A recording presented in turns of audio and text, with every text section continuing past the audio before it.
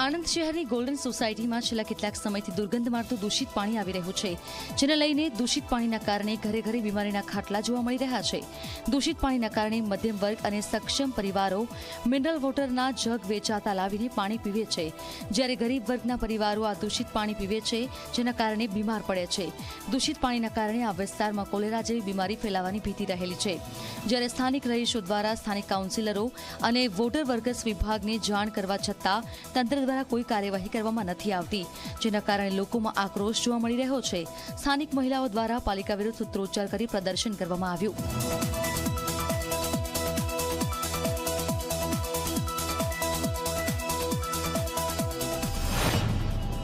દિવસથી આવે છે, એક મહિનાથી પાણી આવું આવે છે, ગંદુ પાણી આવે છે અને ઘેરે ઘેર માંદા છે।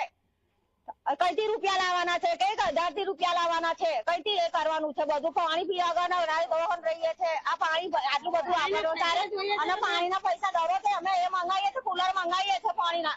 આજ મહિનાથી એવું પાણી આવે છે અને ગંદુ પાણી આવે છે ને એવું કોલેરું ફાટે એવું પાણી આવે છે અને પાણીના પૈસા લેવાના હોય છે તો તાત્કાલિક ઉઘરાણી કરે છે। પૈસા વેરો ભરો।